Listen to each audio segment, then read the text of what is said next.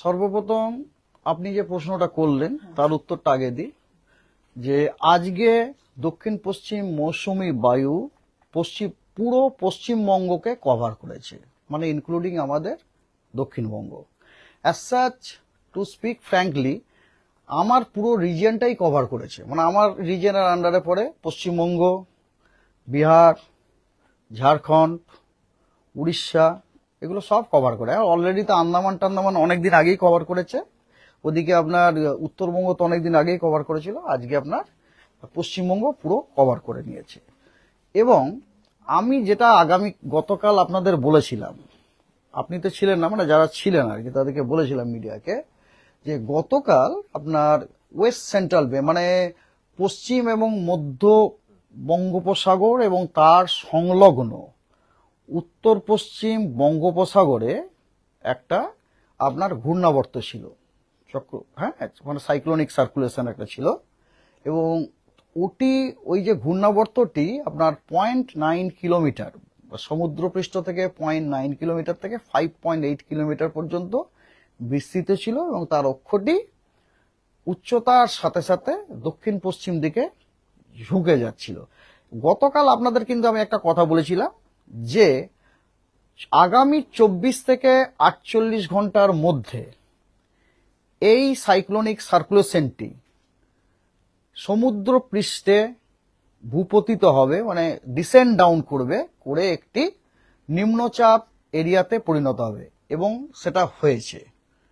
আজকে আপনার north west bay of Bengal, that means উত্তর পশ্চিম বঙ্গোপসাগর এবং সংলগ্ন আপনার উত্তর উড়িষ্যার উত্তর coastal northern part of the coastal উড়িষ্যাতে আপনার একটা লো প্রেসার এরিয়া ফর্ম হয়েছে।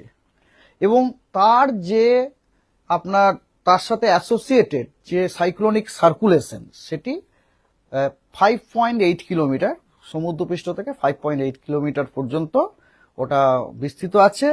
এবং আগামী 1-2 দিনে ওই যে লো প্রেসার এরিয়াটি এটি নর্থ ওয়েস্ট ডাইরেকশনে টুয়ার্ডস নর্থ ওয়েস্ট ডাইরেকশনে এটা মুভ করার সম্ভাবনা আছে। তো নর্থ ওয়েস্ট ডাইরেকশনে যদি ওটা মুভ করে তাহলে মোটামুটি ঝাড়খণ্ডের ওপর দিয়ে যখন যাবে আপনারা বুঝতেই পাচ্ছেন তার লাগোয়া যে আমাদের পশ্চিমবঙ্গের জেলাগুলি ওগুলিতে, মানে তার মানে মেনলি আপনারা বুঝতেই পাচ্ছেন পশ্চিমের যে জেলাগুলি ওগুলিতে আমাদের বৃষ্টিপাতের সম্ভাবনা আছে। এই হলো আপনার মৌসুমী বায়ুর সংক্রান্ত ব্যাপার। আমি আশা করি আপনার প্রশ্নের উত্তর দিতে পেরেছি। এবার আসছে আপনার ডে টু ডে ওয়েদার হচ্ছে আমাদের এরকম 28, 29, 30 এই 3 দিন পশ্চিমবঙ্গের সব জেলাতেই ওয়াইড স্প্রেড রেনফল হওয়ার সম্ভাবনা আছে। তার মানে প্রত্যেকটি জেলাতেই যতগুলি আপনার রেনগেজ স্টেশন আছে তার 75%রও বেশি রেনগেজ স্টেশনে আপনার বৃষ্টি হওয়ার সম্ভাবনা আছে 28, 29, 30, মানে আজ, আগামীকাল, আগামী পরশু।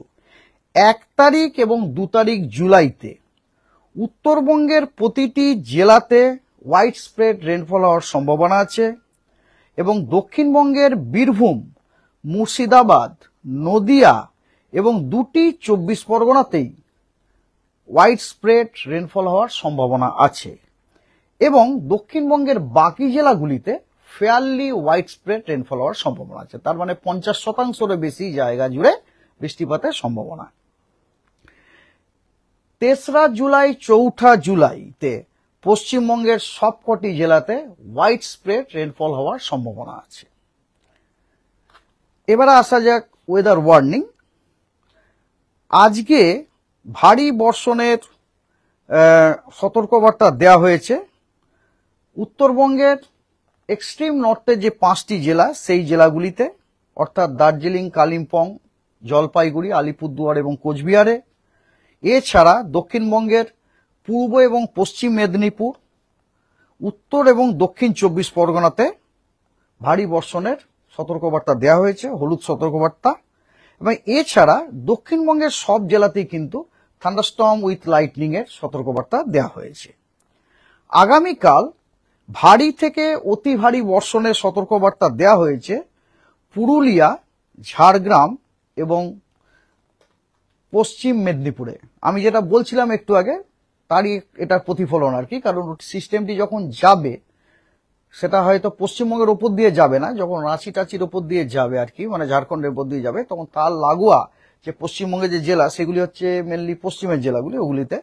আর ভারী বর্ষণের সতর্কবার্তা দেওয়া হয়েছে পূর্ব এবং পশ্চিম বর্ধমান, বীরভূম, বাঁকুড়া, উত্তর এবং দক্ষিণ 24 পরগনা, পূর্ব মেদিনীপুর এবং উত্তরবঙ্গের একদম উত্তরের যে 5টি জেলা সেগুলিতে ভারী বর্ষণের সতর্কবার্তা দেওয়া হয়েছে। বাকি জেলাতে কোনো সতর্কবার্তা নেই।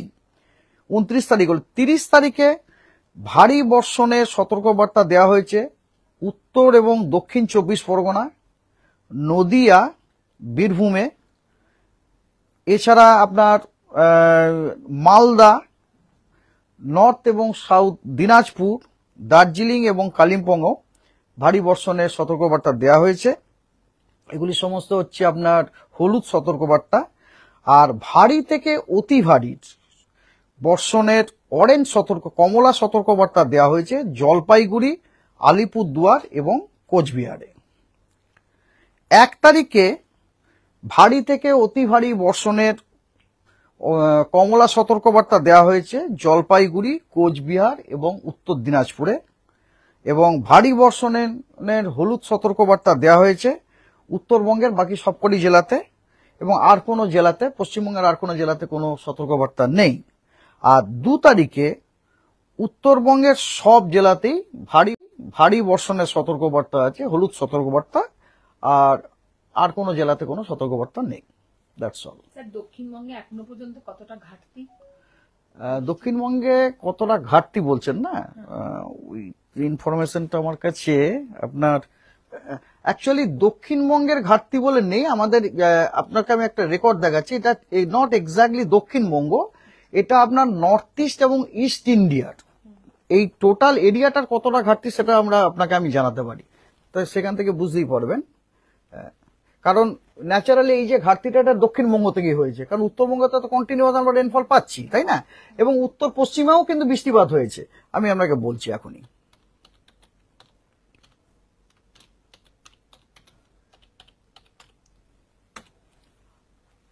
এক মিনিট।